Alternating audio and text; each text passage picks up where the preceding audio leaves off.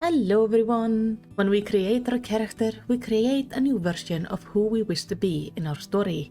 It can be a self-insert of ourselves or any personality or person we wish to play as. It is the beauty of role-playing games, and Final Fantasy XIV makes sure to give their players a variety of races with a diverse backstory to choose from.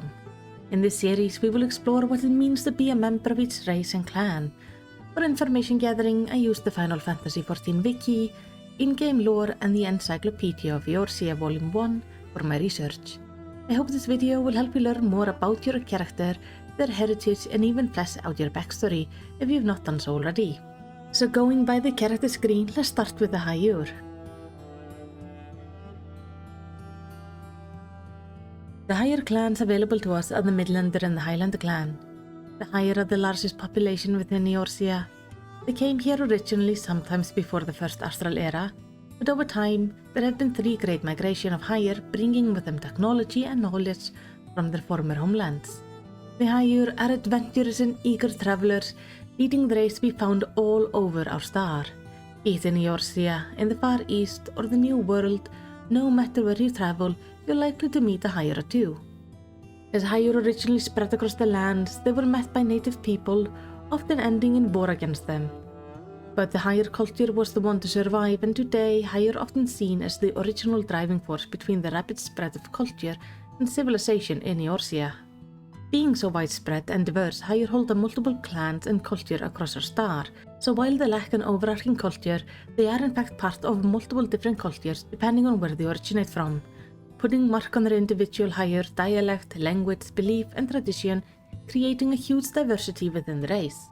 This diversity has led to most Hyur being more focused on distinguishing themselves through their action.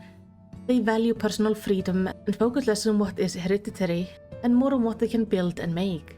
This has led Hyur to be found within various fields of work and study, and has caused the other races to sometimes view them as unprincipled or even overzealous. So as we understand the basic of what an Hyur is, let's take a deeper look at the 2 clans, the Midlander and the Highlander, named after the places of habitation in the past. The Midlander living on the lower plains of Eorzea, while the Highlander chose to live in the mountainous regions.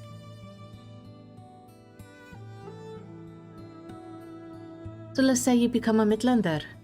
You will have an average physical build, with a height ranging from 168 to 182 centimeters for a male, and 157 to 170 centimeters as a female. With skin colors ranging from pale peach to rich brown, the Hyur post a wide skin diversity. Eyes and hair can be found in multiple different colors, matching the other races of Eorzea. Your first name will be something that was probably common in medieval Europe among the Celtic, Anglo-Saxon, and the Britons. For example, a man might be named Eddard, while a woman might go by the name of Joyce. Your family name, on the other hand, is going to come from your ancestor's profession, like a baker, miner, or miller, or even something that was distinguishing about their outward appearance, like brown for brown hair, or short for being, well, short. As you form your character's backstory, you have a variety of backgrounds to choose from. Being the more travelled clan, they can be found all over Eorzea. They're relatively evenly spread out, though being slightly more common in the city-states of Gridania. That is where the Pajal, a sub-race of Midlander, are the leaders to the city. Pajal are Midlander children blessed by the elementals, causing them to grow unique horns, lengthening their life substantially, but also putting on them the burden of being bound to the 12's wood, as its guardian and the city-state's main way to communicate with the elementals. Example of these Pajals are Canisina, the eldest each year. Being Gridania born, it would mean the elemental and the forest is a vital part of your history. With a Pajal child being taken from their parents to be raised by the Conjurer Guild, you might even have had a Pajal sibling in your backstory. As a Midlander, you're likely to have learned to read as a child, as Midlanders are generally more educated than other races and clans. With their children being more likely to at least gain the basic education, this has caused your people to be very noticeable within all fields of study, discovery, science, or art. Midlanders being said to both be the first to use perspective in their paintings and being the authors of the Eorzean alphabet. So being a Midlander means you can be anyone from anywhere, high or lowborn, scholar or a farmer, warrior or a mage. You can craft your story as you see fit. But perhaps a Midlander isn't to your taste. Let's take a look at the Highlander instead.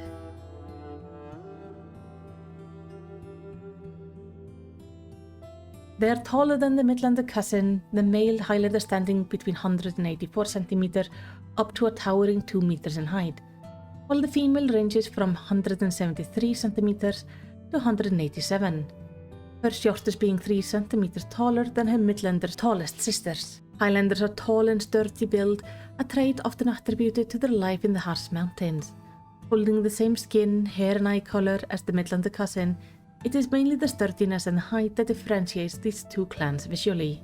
Your first name likely holds something similar to European medieval names with Germanic and Normandic roots, like Sigbert and Hunfrid. The last name are generally taken from old nicknames earned during battle by their ancestors or others as violent means, by Longspear, Stabber or Bloodied, a strong hint to the long history of violence and battles in the Highlander history.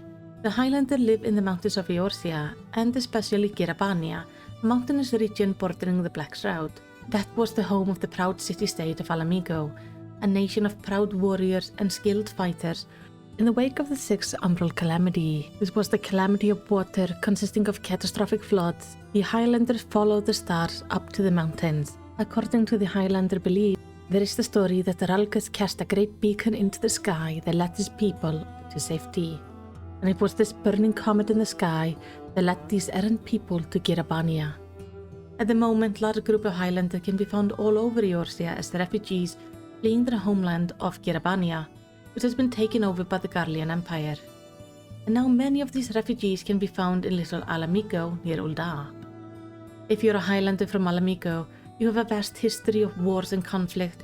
You come from a nation that fell 20 years ago after a savage civil war, causing the Garlean Empire to use a moment of instability to invade your homeland. Your homeland was taken and put under imperial rule.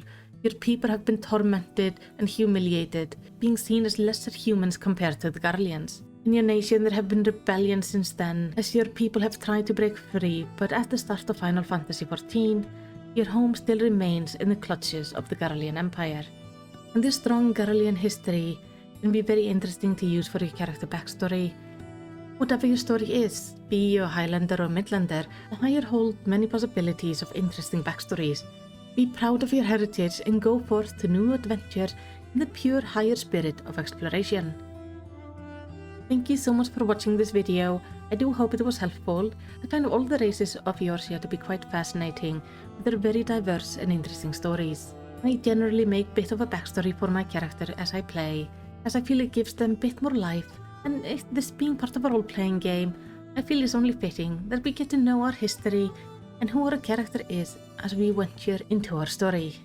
If you like this video, please give it a thumbs up, and if you want to see more, go check out my other videos, and definitely subscribe and press the notification bell. Any engagement like thumbs up and comments will help the algorithm, as my channel is quite small, so my videos don't really get a lot of exposure yet. But for now, I hope you have a lovely day